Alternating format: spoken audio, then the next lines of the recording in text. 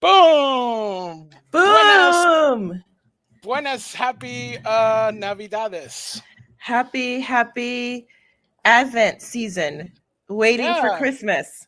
today this is a what is it? Is the joy candle? It's the Yes, joy it candle we is. have. Yes, for those who are following along at home with your Advent wreath, this is the week you would have your pink candle. This past Sunday, we celebrated Gaudete Sunday, which in Latin means rejoice. We use that scripture from St. Paul where he says, Rejoice in the Lord always. Again, I say to you, rejoice. So, this is the time we rejoice, even in the midst of what is normally a penitential season, preparing for Christmas, preparing our hearts, thinking about how we can get better, and also remembering that time is short and we will all have to meet our Maker sooner than we might be considering it. Wah, wah, And that's wah. so we have for you tonight. Thank you so much for joining us. Our 12 pet peeves. You've heard of the 12 days of Christmas, and we will come back to that. But tonight, we want to talk to you about some of our pet peeves, things that kind of just maybe bum us out or get us down, or just things that make you go, Mm. about this celebration of Christmas and things that come around it. And we also have for you some hope. We want to give you some remedies for those who do have a difficult time during Christmas, some 7 remedies. So, some great numbers here: 12 pet peeves in honor of the 12 days of Christmas, and 7 remedies, the number in the Bible that's usually considered a sign of perfection, 7. So, we'll get started. Yeah, let's do it. Okay, so going backwards as we do, the number 12, coming at number 12, Fletcher, this is a major pet Boom. peeve.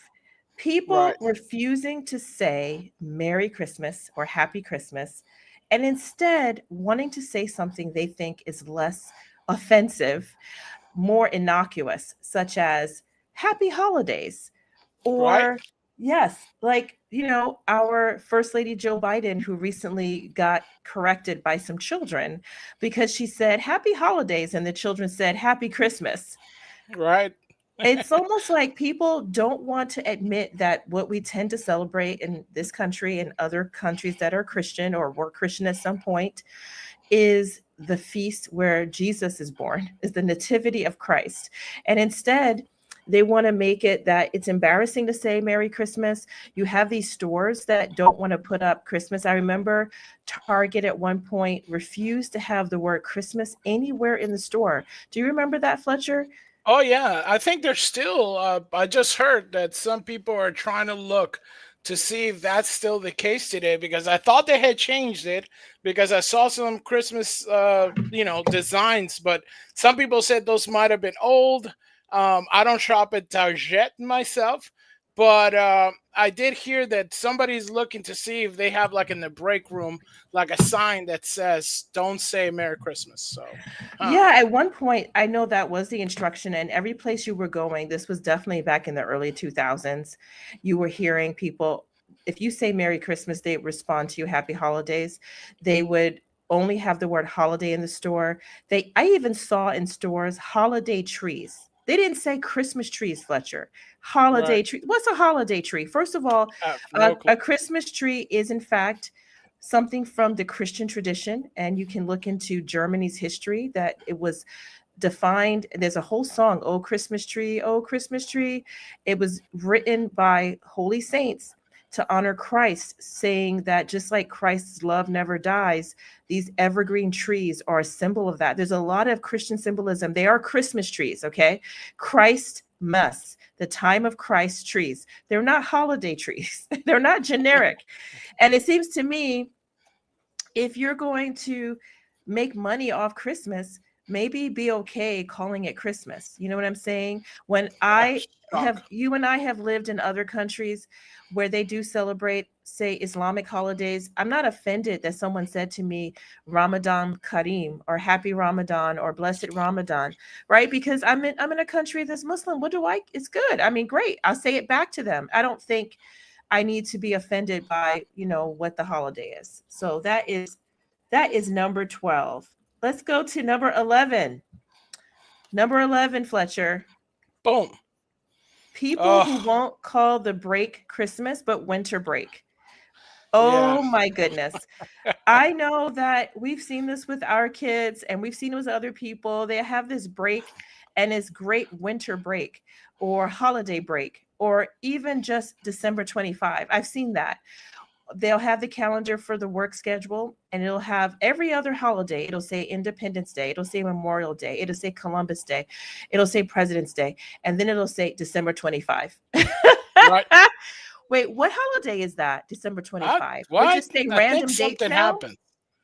And Yeah. it's like, again, it's a kind of ignorance because it's like, oh, we don't want to acknowledge, religion, or we don't want to acknowledge something that seems offensive. Why is that religious or offensive? It's the name of the holiday. It's what inspired. Why is it not December 12th? That could be the Right. day off if it's a December or winter break, right? It could be January. It's because of Christmas. So that's a major pet peeve. What do you think, Fletcher? No, I agree because it's so vague and it's so. I hate to say this because it's gonna sound goofy and it's gonna sound like a dad joke, but it's kind of cold. See what I did there? Okay, so Sir Glenn points out it's not winter yet. That is true. December 12th, I don't believe is winter. When is the first day No. of winter? Mm. So December 20. Somebody find that out and tell us in the chat. I think that's true. It's not winter break when December oftentimes 25th usually it says. December 25th starts it. Yeah. Yeah. Yeah. And the fact is, we usually get the break well before that and to encompass Christmas and Christmas season, Christmas Day. And that's true. It's not even winter break yet. But it's also like winter break could be February. I mean, December. Okay. So Lady Jen, welcome. She says it's December 21st. So Yeah. Yeah. it's December just 21st. okay. So that's when true winter is. Okay. You know what? It certainly feels like winter. We've had days below 10 degrees. It's hard to believe it's not yet winter already, but I guess officially, yes, it's not quite. It's still fall, doesn't feel like it. But yeah, I mean, at the end of the day, the reason for that break is Christmas. Feel free to just call it, Christmas break. All right, 10. This is a one that a lot of people I think have as a pet peeve. And how commercial Christmas has become and feeling pressure to give people gifts. Mm. Yes. Okay, a lot of people feel this as a major pet peeve because, as people say, and it sounds corny, but it is true, keep Christ in Christmas. So, how it became that Christmas is this time to spend literally thousands of dollars. I know that some people sometimes do these surveys about how much money do you think you'll spend this Christmas? And then sometimes afterwards, how much did you spend? And I think in America, it varies, but approximately between $1,500 and $2,000. That's average. That means some people spend a lot more than that. Obviously, some people spend less, but Right. a lot of people go into debt and they're paying those bills into January, February, even March and beyond because of the pressure that's there to give gifts for Christmas. Now, the idea of gifts in itself is not a terrible idea. I think I've been told that it comes from the idea of the gifts of the wise men, right? The three Right. Of the magi, Magi. right, who came to Jesus with gold, frankincense, and myrrh. Those of you Mm. remember the trivia of that. But I don't think that means it has to be the way it has become, where everything is about buying and selling. It's become very kind of commercial and capitalistic. It is not really reflective of really what the season is all about. Again, as we started with reflecting on the birth of Christ, what it means for us, and to know that at one time or another we won't be here. And we are determining our future every day as we're here, whether we'll go to heaven or hell. And that's really, if you're in the Catholic Church, you'll see the readings of this time of year during Advent are very, as they say, eschatological, meaning there are about final things like heaven, hell, judgment, okay, your death, because that's what he came for, to save us from eternal death with eternal life. And yet we have gotten it into, like, gold rings and PlayStations. I don't even know what people want today because we don't celebrate that way. But we, even you and I, Fletcher, sometimes feel, I think, pressure to give people gifts. No, yeah, completely. More so because we're having this whole thing where we ask folks to maybe do one of these budget Christmas where you only give like $20 to max or anything like that. Um, as Dame Jane says, and we have that Christmas cards are so underrated and simple gifts. I thank Sir you, Glenn Lady says Jen, for that. yeah, and normalize giving mirth again. But Giving yeah, mer it again. yeah. I mean, it's perfumey and maybe it might get some sap on you, It but smells really good. it Actually, if you can smells get really like really good. myrrh scented soaps, there are places, believe it or not, you have to look for them that sell like soaps or lotions or incense or things that are made from frankincense and myrrh. And let me tell you, it is very rich smelling. It's really great. So But yeah, it goes normalize more giving myrrh again. yeah, or just home. We had this one thing when I was poor. I mean, we would make our Christmas gifts, and now I feel like let's go back to something like that because when you really think about it, who really needs anything? I mean, if you really do need socks, yes, by all means, You with the ask for socks, Fletcher. socks. Fletcher's That's just always what we needing usually socks. get. Always needing socks. I'm hard on those things, I but think yeah, Lady Jen is so correct about Christmas cards too, because we've been so pressured to give these commercial gifts, we have overlooked something so simple and so beautiful. And you know what? They have become kind of a throwaway. It's like, oh, the mm, card you throw in with the real gift. And I've right, seen this before, Fletcher, and actually it hurts my heart because I usually spend a lot of time on cards. I spend time selecting them. I get different ones for different people. I try to write something heartfelt inside. I even sometimes try to compose a poem or something. And yeah, oftentimes people won't even open, they're just trying to get to the gift. So right, they won't even, and I'm like, wait a minute, the card is the part that I actually spent more time on than even selecting the gift. And I think she's right. We could just do cards, and especially if you hand make them or you select them, and let's make that a gift now. Like let's start. I think that could bring us back to what the truth of this season is about, and maybe teach your kids that too, because even from little kids we start treating them like little commercial consumers, right? Like what do they want, right? As opposed to, what should they be thinking about and giving and feeling. So it's a no, I major totally agree. it's a major thing. And I like what you said, Fletcher. We should take pressure off each other. We should be, those of us who are adults, to definitely start saying things like, I don't need anything. You're just getting a call from you. If you Right, must give, I would love, maybe a book from your shelf that you're willing to part with that, has your yeah. notes in them, or, an old Bible you don't use, or maybe some cookies, like something that like is Yeah, not, that's what Sir Glenn oh was my saying, gosh, that's great. Yeah, cookies. Cookies are Yeah, also underrated. It's like cards and cookies. Cookies are great. They're yeah. so much Oh, fun. They're homemade fun to make. tamales. Homemade tamales Yeah. are always a hit. It's totally true, and they're meaningful, especially when Right. you can do so much with them. And that's a major thing. I hate the pressure of giving gifts, especially when people, they're not grateful, and that's where number 9 comes in. Oof. I've had so many family, friends, and coworkers be ungrateful for gifts. I cannot tell you. I mean, really ungrateful. I don't want to tell you the kinds of things I've heard. I've actually heard someone say, "Is this it? That's all you got me?" Yes, friends, I'm not making that up. You might think I'm exaggerating. I'm not. Those are actual words given said to me. And I'm like, "Are you serious? Like I spent $35. That's a lot. That's good money." And that was, some years ago. So it's like really good money. That's good money now in Biden inflation. But that was, even better money back, some years ago. And sometimes people won't come out and tell you that. I've certainly heard that from family members, but they might show it. Like they put their nose up at it, they immediately put it aside, they look like they sigh, they're disappointed. It's so terrifying. And they don't say thank you. Right. No Like matter how much no matter how yeah, much thought you put into it, how much, because part of the giving the gift is you're trying to get to know the person. If let's say it's a new person at work or new person at church, and you're trying to get to know them and stuff like that, you're really sheepish about it. It's almost like when you're trying to ask somebody out or something like that when you're young. It's so yeah. like frightening because you're like, oh, okay, I wonder if they're gonna like it or not, and then when they shudder at that, um, it crushes you a little bit.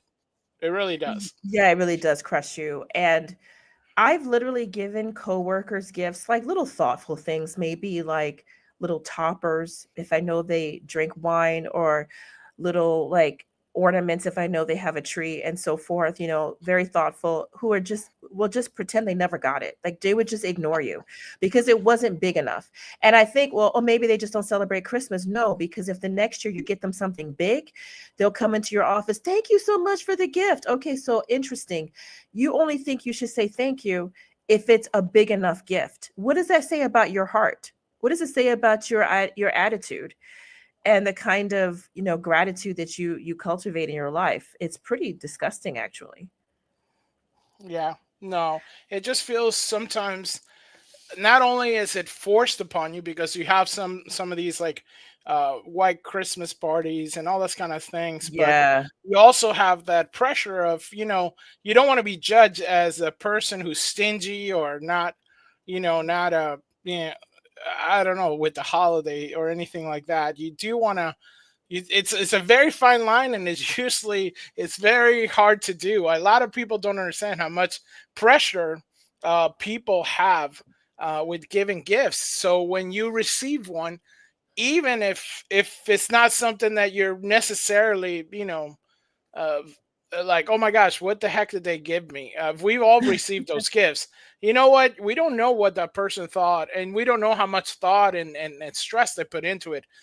Just if you could just at that time become the greatest actor ever, thank them with all your heart, because I swear it could be like a little bit soul crushing to give somebody something that you thought, and you're there with puppy dog eyes, and they're like, oh, I yeah, didn't care for it. And you know what? I'm gonna come to Sir Glenn's comment in one oh, second. I think also you don't know what their pocketbook looks like. A lot of times we look at right, people from the outside and think, oh, they're loaded or they have a lot of money. Why they give me this crappy little gift? You don't really know.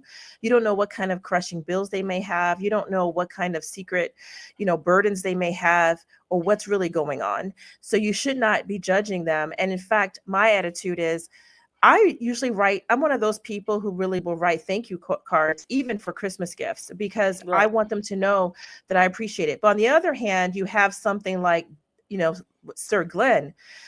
I have relatives, he says, that you cannot thank enough. I know just what he's getting at. I think I got this, because there's some people, they really want you to bow down and slobber over their gift. You can't thank them Oh my enough. gosh. Yeah. And that's also kind of toxic. Is the other side of this. You have those that you give gifts to and they couldn't care less because they're not impressed unless you got them like a Louis Vuitton bag, unless you got them like a golf set.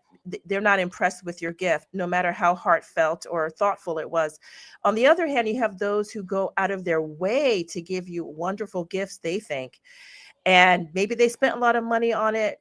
Maybe it's like something they think you need it, and they just want you to never, you can never say thank you enough for them because they're not Right. happy. They want to see you really grovel. It seems like they want you to, like, you know instead of just giving it with a kind spirit, it's almost like they want, like, you're in their debt now, Yeah.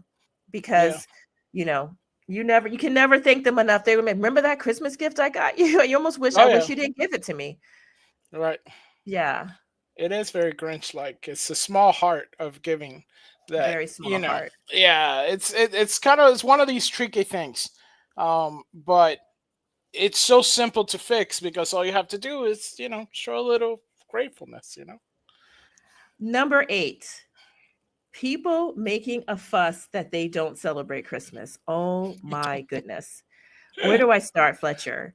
Oh Why well. does it have to be about you? So I will tell you that I was at a party just the other day, a Christmas party, and there was someone there who was Hindu, and he wanted to make a now, why you're at this party, I don't know, because when people were saying things like, oh, what are you going to be doing for the holidays, he goes, well, I don't celebrate Christmas. Right. Dude, you're over here at a party that's a Christmas party, eating people's Christmas Eating some cookies, Christmas cookies. Yeah. talking about how I don't celebrate Christmas. You know what? Like I mentioned before, Fletcher and I, we have lived in countries that are not always Christian. I personally have lived in, countries that are Muslim. And Yeah. I don't make a fuss when someone asks me like, "Oh, what are you doing?" For Eid, or which is the end of Ramadan or something. I just say, "Oh, I'm going to be quiet at home." I know I Right. don't have to, they know I'm not Muslim. They're just talking, they're making small talk. It's a big deal for them. And that's the paradigm that they're coming from. I don't think you have to make a big deal, whether you have a different religion, like, Hindu, Muslim, Jewish, or you could be, not one of those, but you're just secular, you're right, or atheist, or maybe you just don't, you're a lapsed Christian, you don't, you reject it. That's fine. You don't have to make it about you. You have the rest of the days of the year, the rest of the seasons, instead of having to always be like, you know, I don't celebrate, like making a big fuss about it, unless they're your close friend. Okay, a close friend you're going to be honest with. But most times, people, they're just being polite. They don't need you to go into a diatribe about how you don't celebrate Christmas and how you don't think others should celebrate Christmas. You know who does this a lot? I have relatives who are Jehovah's Witnesses. Oh yeah. And man alive, it's like, why do they think that's their chance to like launch Yeah. into a whole thing about Christmas? I'm sorry, you can be quiet. You're not going Yeah. to convince me, okay? You're especially not during the time. They make a big fuss about this. Just quietly say, okay, sounds great. If you can, if someone tries to get you to go to a Christmas party and you don't want to go, just say, oh, I'm so sorry, I'm not available. You don't have to launch into, well, you know what, Christmas is this and that and this, and I'm this and I'm Right. that, and I don't celebrate that. That's not necessary. Right. What do you think, Fletcher? No, I agree. It's almost like one of those political things where we've been in situations where you're in a, in a household that's got a lot of people that voted a certain way. It's not your time usually to go into like, you guys are wrong because X, Y, and Z. Or when, you're in a house that's cheering for a certain team. And then, you're like, okay, we're all checking out the game. You can sit quietly and all that kind of stuff.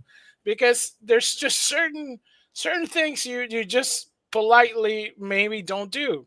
And this is one of those because they feel like it's all about them. Let me tell you how you're not going to inflict on me Christmas. Like, remember, like, where they say, show me in the doll where Christmas hurts you. It's like, Oh yeah. I mean, yeah, exactly. I love what Sir Glenn is telling us right now. That's vegan behavior. Oh my goodness. Yes. Thank you for saying it's that. Have very you ever vegan heard? behavior. I don't know how to say it. It's like, how do you know if someone's a vegan? Don't worry, they'll tell They'll you. tell you. It's like, oh my, what is that about? I mean, okay, I got to be honest. I was exactly this way. I can make fun of it because I was a vegan. I was a vegan for almost 2 years and I was insufferable. I would constantly be telling you I'm vegan. We would go to restaurants and I'd be like, well, everybody orders. And I'm like, I'm vegan. What vegetables do you have? Just order your food. Why, Ursula, you have to be like, okay, so what Right. vegetables is there meat in those in the broccoli? No, it says steamed Yeah. broccoli. Well, I don't know. Is the water with meat? Yeah. And just like and just going on and being like, well, as a vegan, you know who else does this besides not just vegans? You know who else does this, Fletcher? I think I know who you're going with this one. Yes. I would say CrossFitters. CrossFitters. CrossFitters will not let you know. They will not let you will always know they do CrossFit. They're never going to shut up about it. It's constantly, well, when I do CrossFit, I in CrossFit, and Right. God forbid you meet a CrossFit vegan. I have met one. Get away Or, fast. or a cyclist, CrossFit vegan. Get away. There's Well, no I don't saving know. that relationship. The carnivores are almost getting as bad now, though. Are carnivores as bad as vegans? Yeah, I'm Okay, sorry. Yeah, all that's my true. They never buddies that shut are up about carnivore. being carnivores Yeah, too. there's That's like, true. That is yeah, true. it's like, Okay, well, fair. the water bottle has seed oils. That's true. Yes, thank you, Jesus, for omnivores. Thank you for letting Very us much be omnivores. Thank you, God. Hallelujah. No, and listen, all love to you vegans. If you're vegans and follow us, please. We love you. I was one. Yes, I wish I could do it again. It just takes a lot of discipline. But a you lot guys of don't have gas. to talk about it constantly. And same with our carnivores, okay? And your Yep. CrossFitters. We glad you are staying in shape. Please stop talking to us about CrossFit. Stop proselytizing for CrossFit. It's worse than the Latter-day Saints going door to door. Okay. All right. So number 7, and this is a kind of different one to explain. I don't know if you have noticed this. It was a priest who first pointed this out to me, Fletcher, and our listening friends. I never noticed it, but he said, "Did you ever notice that at Christmas and Easter, that's when the mainstream media journalists will always try to attack some part of the faith. All year long, they won't mention faith and religion. It's Right. like it doesn't exist. But at Easter, you'll see, look at the magazines at the checkout counter. It'll be like, was Jesus really, true? Was he really Right. born? Myths about Saint Nicholas, Right. oh, look at this, and they do it at Easter also. At Easter, they do it more strongly. So those two really high feast days for the Christians, which are Christmas and Easter, in the Catholic Church, those are considered the highest solemnities. I mean, that's like when we bring out, all the stops, pull All out the all the stops. stops. It's like it's the biggest day on the calendar, Easter because Jesus rose, and Christmas because he was born. And it kind of gets old after a while. I mean, if you once you notice it, you can't unnotice it. So pay attention, start watching. You'll see that's when History Channel will start saying, "Oh, the tomb was it really empty?" That'll be at Easter, and at Christmas it'll be like, "How do we know that Yeah. Jesus was found in a cabbage patch or something?" It'll be something very strange and wrong, and it's kind of meant to attack faith. Have you seen this, Fletcher?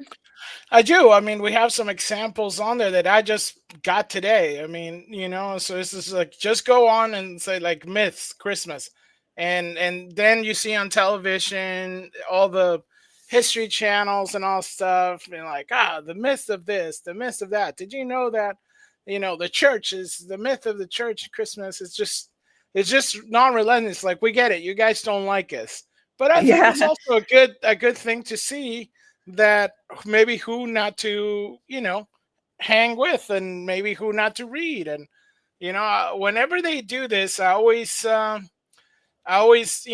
get a little bit like, thank you for telling me who you are. I'm like, hey, no worries, I will not check you No, out. it's Thank true. you. No, for true. And it's funny because Lady Jen said seeing ears, which is funny because Christmas and Easter's, that's the time when people will go to church. This could be if you guys have other pet peeves you want to add to the chat, please tell us.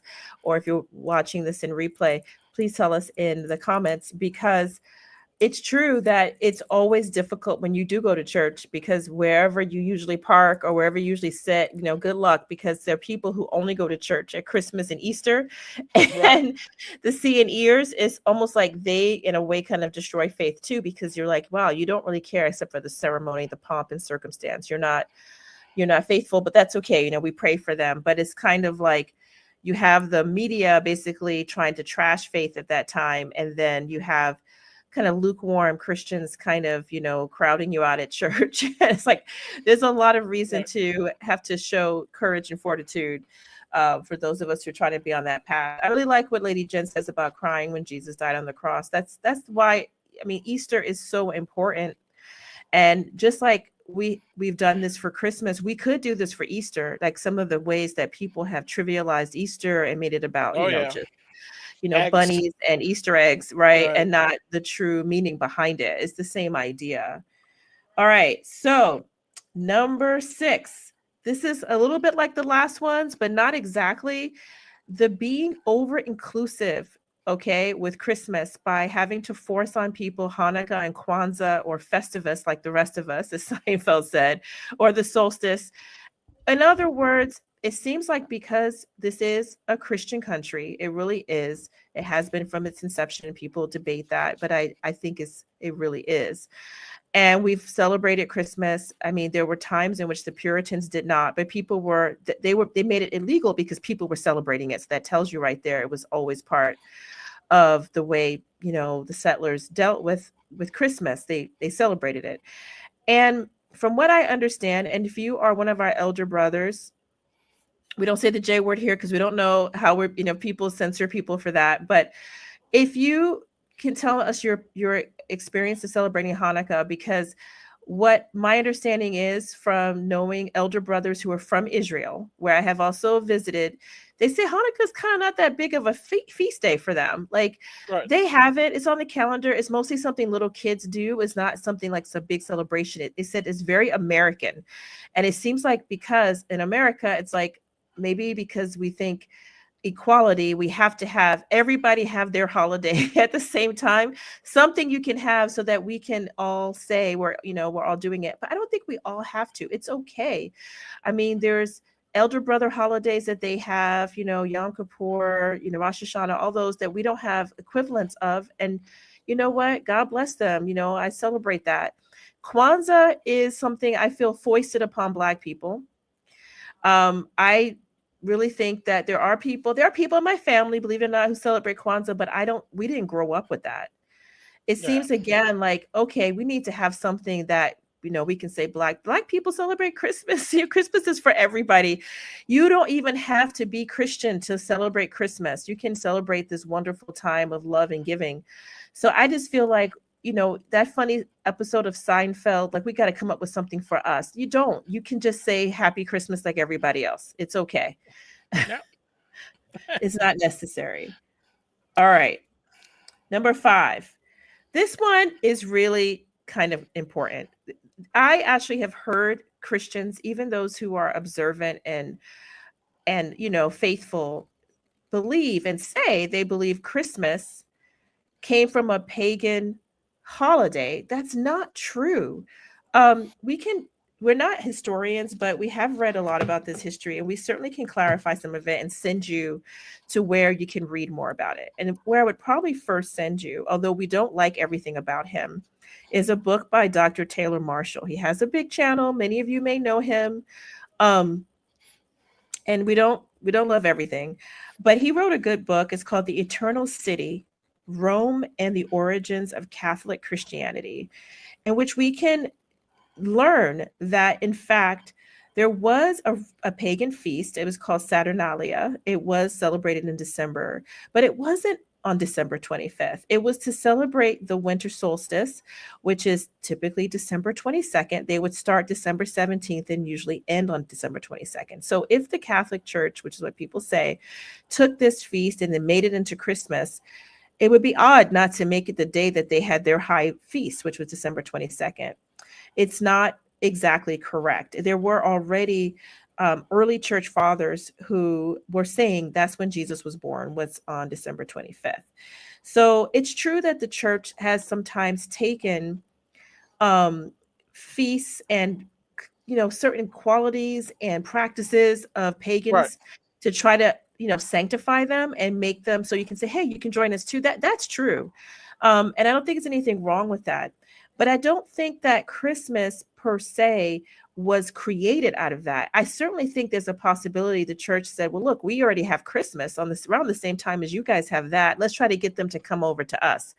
But the Right. idea that like Christmas came out of that pagan festival, no, not at Right. all. That's just not Yeah. true. I mean, you hear stuff like, the Roman feast of Saturnalia and all this kind of stuff. Yeah, You know, Saturnalia. yeah, but it's like that stuff was, ran from December 17th to the 23rd. It wasn't even on Yeah. Christmas. Yeah, So, 22nd, it's like, 23rd. Yeah. yeah, it's like it's not even it goes. People are like, oh, well, it's the Sol Invictus. And it's like, yeah, well, uh, Yeah, Jesus' and that birth, December 25th, was in AD 204, well, and that goes to I Invictus think was 274. So, well, I think that goes to our next point. Um, which is that Christians and others claiming Jesus was not actually born on December 25th or even in December. And I do send you again to Dr. Taylor Marshall, who has a really good video on this. And I do believe he also has an article, and I think there's something called New St. Thomas Aquinas blog or something. You can find this out if you're interested. There's a lot of good research that Jesus was born on December 25th. You can feel very assured that this is not a made up day. That's when he was born. Fletcher, you were talking about Sol Invictus. This was an emperor, Aurelian, and his name was kind of a play on the idea of the sun. Like, say, he was the emperor of the sun, and Sol Invictus has to do with the sun. This was a festival called the birth of the unconquered sun. But the research shows that there were no celebrations of this until 354 AD. And 354 AD is well after Christians were celebrating Christmas already. And the interesting part about that date is that that date is when we've already had Constantine, who legalized Christianity. As you know, Christianity was illegal, it was kind of celebrated on the low, low. And actually, once Constantine made it the state religion and now people, were Christian, that's when we, for the first time, started seeing these celebrations. And it seems that they had to do with someone called Julian Apostate. This was someone who was very prominent and was very much against the church and very much against Christianity in general. That's why he was called an apostate. He was a baptized Christian who then reverted, and he started promoting it. People believe because he wanted to do the opposite, kind of what people think people did with Saturnalia. It was like, Right. I don't like this Christmas thing. How about when you're doing Christmas, we're going to celebrate Sol Invictus? So that's like actually what happened. It's like the opposite of what people think. The other reason we know that it was probably December 25th. Again, their scholarship is someone called Dr. Friley. And again, you can get more information about how to read this for yourself if you're interested from Dr. Marshall's book, as well as other articles. He did a lot of a deep dive on, again, scholarship of that time to see all of the times in which we saw people celebrating. But also, here's the part that's really fascinating, Fletcher. You know how in the Bible, it says that Mary got heard from the angel saying that she was going to conceive a child, and she said yes, Right. her fiat. And that it says her cousin Elizabeth was already pregnant in her old age, and she was 6 months pregnant. Mary went to see her, stayed for 3 months after the baby was born, which is John the Baptist, and then left. Well, if you read in Luke, you'll see that Zachariah, John the Baptist's dad, Elizabeth's husband, was a high priest. Remember, he was serving in the temple when the angel Right. Gabriel told him his elderly wife and he would have a kid. They had been barren, they had no children. And he kind of laughed about it, which is why he was stricken with not being able to speak until the baby was born. Well, we know when he was serving. Apparently, it was very organized. Right. Priests were serving every 24 weeks, and there was a rotation. And it says in the Bible that in Luke, just read Luke, that he was serving during a bias or a bias. And we know that was around September 22nd to October 8th. And it says that he went home, they conceived a child, and 6 months later, which would be June 24 or 25, um, that's when, because we've always celebrated John the Baptist being around that, being born June 24th or so. And then, our mother Mary went to visit, 6 months later. So about 6 months after that, she had her kid, which again would fit around December 24th, December 25. We also have to know that Mary was alive even after Jesus went to heaven, right? It says she was in the room and with the apostles and the disciples when they were waiting for the Holy Spirit during in the book of Acts. Do you think she didn't know what day Jesus was born and didn't tell them? Like, would she say, like, I'm not going to tell you? I'm not going to tell you, or I don't remember. It's kind of weird to think that. I mean, she was a human being. Everybody who's had a baby will remember when they had a baby. I mean, it's not something you forget. And it's something that you're happy to tell. I mean, this their Savior and Lord. They might want to know the day he was born, even if they don't celebrate birthdays the way we do. I think they would like to know. So it's just awkward to think. I think it's December 25th. All right, number 3. This is another major pet peeve. Do you want to read Hmm. it for us, Fletcher? Rush by people to put up decorations and tree and then quickly take them down on December 26th or January 2nd when Christmas isn't over. This is a major pet peeve. I know people have noticed that sometimes you start seeing Christmas decorations, again, with the commercialization of Christmas in October.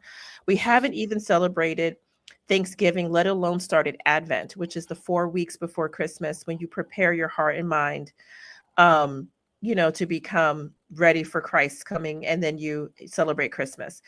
Technically, at least those of us who are in the Catholic Church, Christmas doesn't begin until December 24th, and then you celebrate it all the way until the Feast of the Kings, until Epiphany. That's been true for the Christian church for centuries. That was true, when Martin Luther started the Protestant Reformation. No one celebrated Christmas that early. It started when when Christmas. It's like celebrating someone's birthday months in advance. No, you start when it's their birthday and then you can keep going, like a celebration that keeps going. And it's kind of crazy that like people have this idea that Christmas is one day when Christmas really is a season. It really is supposed to be something that you celebrate like a big feast, you know? You go on and on. You don't just have a one day and then take your tree down. It's just crazy. But it's one of those things where people want like a set date, that it's commercialized set date, not the set date that matches with the religion that started the whole thing anyway.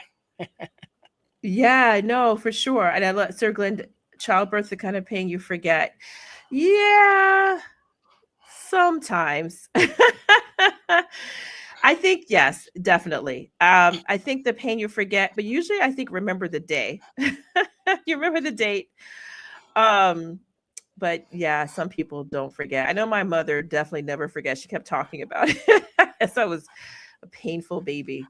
Um, I hope that people will just leave their tree up at least past the new year a little bit.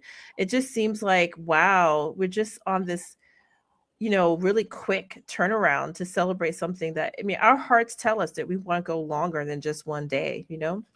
I think Mhm. that's and not starting so early, which I think that's the reason because you start getting tired. Another pet peeve is hearing those Christmas songs all day, all night long on the radio or in the shops. And I think it drives people crazy. So they're just looking forward to getting rid of it. But that's because you started in October.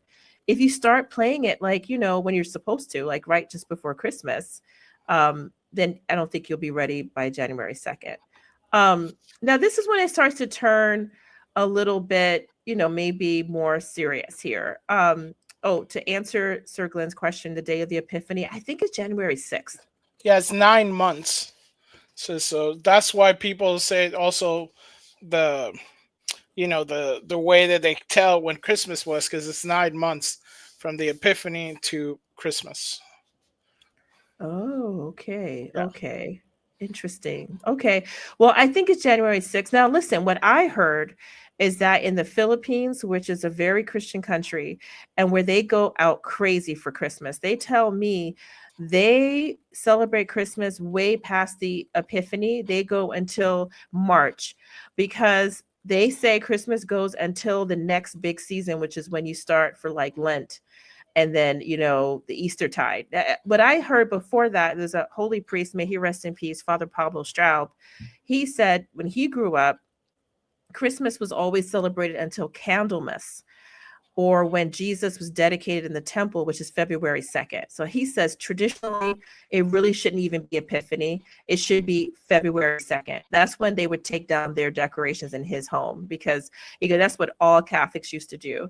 Because until Jesus has that, you know, dedication in the temple, which is talked about in the Bible with Anna and Simeon, that that would have been a couple months after his birth.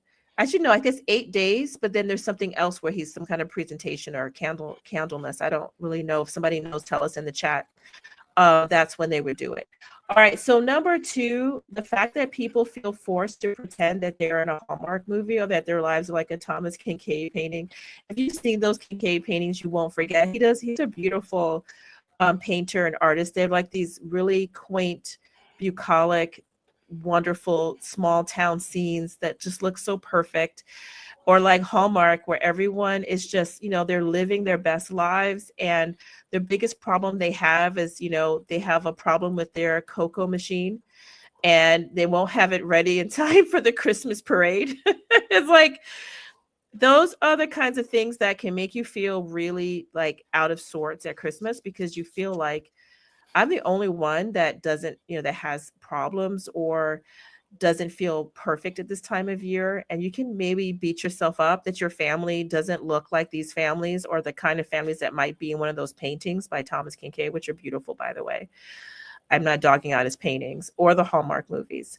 But this is one of those things where like it is a major pet peeve because Christmas is really about the coming of Christ, but it has become about like the perfect family, right? And Hmm. a lot of people who've lost loved ones or never, like for some people, especially like who've been sick or don't have money, or especially like say people who want to have children and they can't. They just feel so lost during this time. They feel like everything is so just perfect in the movies, like little kids dressed in little plaid and they're opening their presents and everyone's healthy and everything is, everybody has enough money for, tasty victuals and Mhm. beautiful gifts and transportation, and you don't have any of that.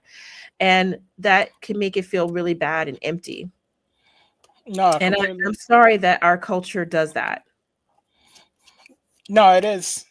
It's one of those things where we always had friends that didn't have much, or were alone, and it's funny because we used to collect, and we sometimes do still create kind of like a ragamuffin group of folks that really have nobody on Christmas and just invite them home, because there's a lot of people that are hurting during the holidays, and there's a lot of things that get missed in the time. So you don't have to be okay and sparkling. It's okay not to be okay and sparkling on the day. It's No, it okay really to just is. be, yeah, it's your muddy self, muddy boots, and just spending time with loved ones and those that are new, and make new friends. It's all kinds of stuff that could happen. And you don't have to feel like if you are invited somewhere and everyone is living that life, because I feel like some people can't do anything to live that lie. They can't pretend, and then others are forcing people. They're making their kids, look like that. They're acting like everything's perfect when they know, this one's an alcoholic, this one, they don't have, they're about to go bankrupt or whatever the issues may be, but they want to put on a nice face because they feel like that's what's required. And you really don't want to do that because it makes it feel worse. It makes everyone around you feel worse, and you don't have to be a part of that. You really don't have to. Which leads to number one, and that's really, really tough, which is the fact that people feel such loss and grief at this time of year with loved ones missing who never came to be, like, again, those who have suffered infertility or who are impoverished or what have you. This really, really highlights it because, again, Christmas is that time where everyone knows that it's one thing to have the gifts, but it's something else to have the people. And you may not even have the people, Fletcher. Like, you may not have, what if you're just alone? There's no one to visit you. What about people who are in nursing homes or who have no family, or those who've been deployed or anything? It's just really kind of a rough thing. And Christmas really highlights the loss. And that's something I think is sad about this time of year, because a lot of people, I was surprised to learn, feel that the most depressing time of their whole year is Christmas. So many of us love Christmas. I'm one who loves it. But I was shocked to learn that the statistics say that a lot of people feel worse because, again, it highlights what they're missing. And that maybe they're not winners, right? They feel like they don't have a Right. nice house or a hearth and children to come home and a beautiful dog that bounds up, and the toys and the all the trees, and you feel like, I'm a loser. No, um yeah, you could and have I and lost I'm your sorry job. You about could have that. lost a loved one. Right. I Yeah, mean, all kinds of especially, stuff could yeah, happen, a lot of especially things can now. happen, Right. Yeah. especially now. Yeah. And there's a really wonderful, for those who are interested in reading, there's a beautiful story. You know what, Fletcher? We should do a show on it. We should read it. You know what? We're gonna do, you know what, our listeners, we're gonna keep this up, okay? We're gonna keep up the days to Christmas. Watch for it. We're gonna keep this promise, Fletcher, God Yeah. willing. God Okay. willing. There's a wonderful story by a beautiful short story writer called O. Henry. I don't know what the O stands for. That's his first initial, and his last name is Henry. And he wrote a beautiful story called The Gift of the Magi. And I won't give it away. Oh, Sir Glenn knows it. That's it. Gift of the Magi. Don't give it away, Sir Glenn. Please read it. And what I think we're going to do is not that long to read, Fletcher. I think you and I could read it on the Yeah, podcast. that'd be great. And it would be a beautiful story that hopefully will inspire people not to feel bad when you don't have what you think you should have. All right, so now we want to leave you on a high note. So this is what you can do. We have some suggestions along the way. We've made some, and here are some other ones. I I say the best thing to do, especially if you're not feeling great about Christmas or about where you are this year, give. Give. They say that is one of the best ways to feel better is to share what little you may have. If you have anything to give, you remember it doesn't have to be a lot. Samaritan's Purse is one that I have given to in the past. And what they do is they will give a little shoebox. I think they call it their shoebox Christmas. You can give them money and they will put together little shoe boxes that contain items for very poor children and I think some adults.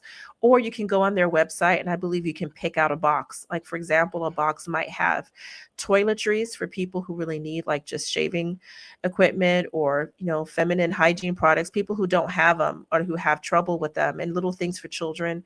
There's Angel Tree. If you go to at least most Catholic churches, they have something called Angel Tree, and it's a little tree, actually big trees, that have the wishes hanging as ornaments of anonymous people in your diocese or in your parish who cannot afford it. It's very rewarding. You can pick something small or something big that they have shared with the church that they could use. So, like, for example, they might say, I could really use, a new comb, or I can use a new curling iron, or a pair of work pants, or a pair of work shoes. And they'll put their, size and dimensions.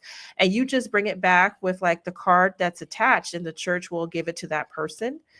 Toys for Tots, I'm sure you've seen them around. I think the Marines may have started that, where children whose parents aren't able to provide them some kind of toy, they make sure everyone gets one. And you can research others, just make sure it's legit. This time of year people are Right. scamming Or also. or if you know somebody directly, somebody who's, not it's near and dear to you and all that stuff, you can, make them a casserole or something. That's also good. Exactly. Or you can give a box of masks to your Democrat friends. That's You'll still feel better.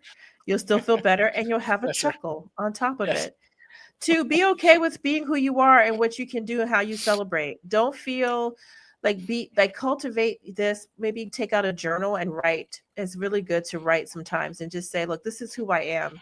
I can't always live up to other people's expectations, whether the kind of gift they want, the kind of clothes they want you to wear to their party, the kind of time they want you to spend. Maybe you have to work, and that's another thing that can be a conflict this time of year. You may have to actually work and you feel like, oh, I'm a loser. No, just be okay with whatever God has you doing. And listen, he's coming back soon. You're going to be going to him at some point. Don't worry about little things you can't manage. Number 3, like, make gifts and cards and let that be okay. Like Lady Jen had said, if you can get family, on board with Christmas cards, that's wonderful. Fletcher, remember we did that one year? Oh yeah, we did, and it worked out great. Everybody loved it. Yeah, I think it's a great way to go. If you can get everyone to say, look, we're only spending $5. It could be a fun thing. You can give gag gifts. Some people do Yeah. where like they do a gift exchange. They don't give to everybody. They just pick one family member, so it comes out cheaper. You can try that and see if it works. You can also, like number 4 on this list, opt out. You know what some people do? If you can afford it, get away. I've seen people do this. Don't feel guilty about this. They will take off and go to, the Bahamas and do Right. their real Go on a vacation. cruise. Go on a cruise. No, literally, because now you're around other people. You don't have to do the traditional Christian, you can do the Christian thing on a ship. They have churches on there. They have, mass wherever you're going, probably. So you can take a trip and get away from the traditional Christmas thing. And then you don't feel that same pressure. And also people will know, like, oh, I'm so sorry. I won't even be around this Christmas. I'm going to be Right. away.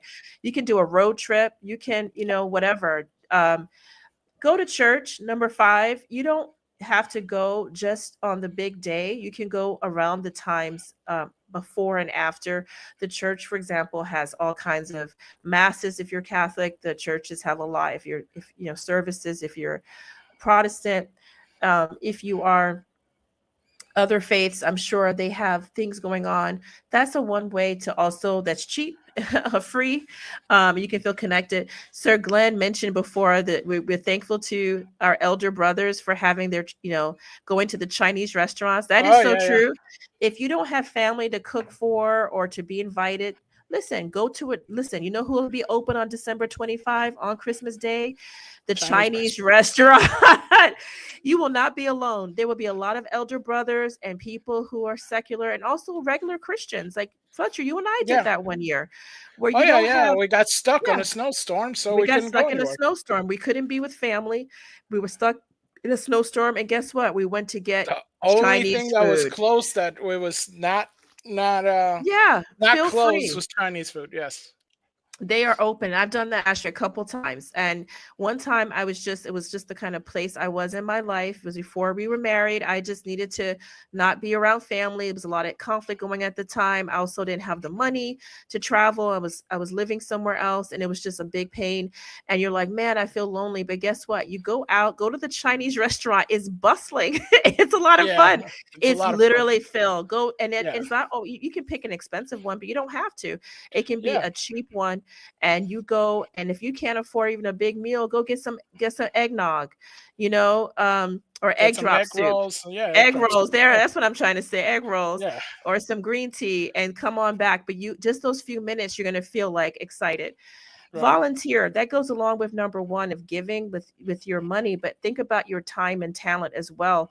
A lot of places do need help. I know there's soup kitchens, there's Catholic Charities, there's a lot of places that literally they don't even want you to do much. They just want you around helping. You can help pass out gifts. You can, think about all the nursing homes and, orphanages or the equivalent of that. We don't have orphanages like we used to, but there's a lot of places that they would be happy to have Yeah, you on Christmas Day or homes, around just all that kinds of time.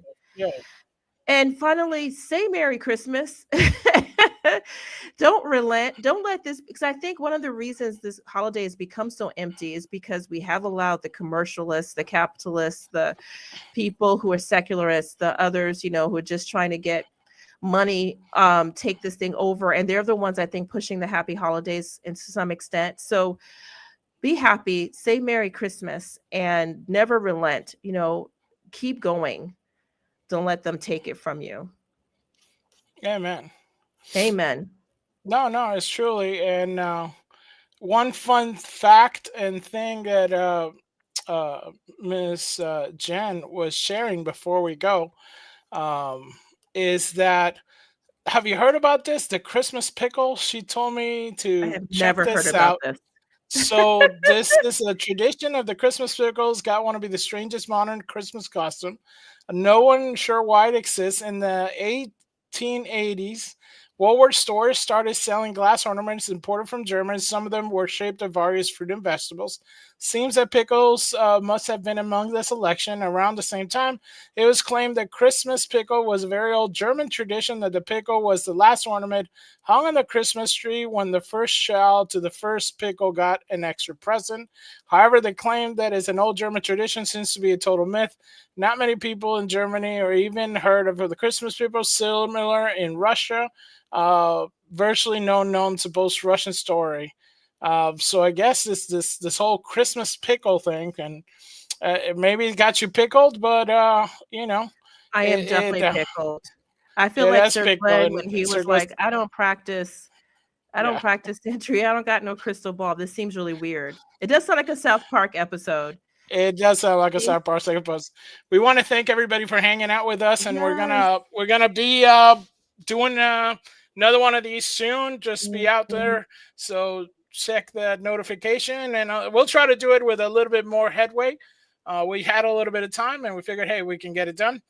But next one, maybe we'll plan it out a little bit ahead. So please Or like, we'll share, and just show subscribe. up and expect you to come and be with us.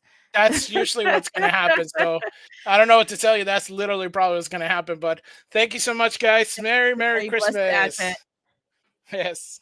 Ave Maria, Maria, rogai por nós, Santa Mãe de Deus.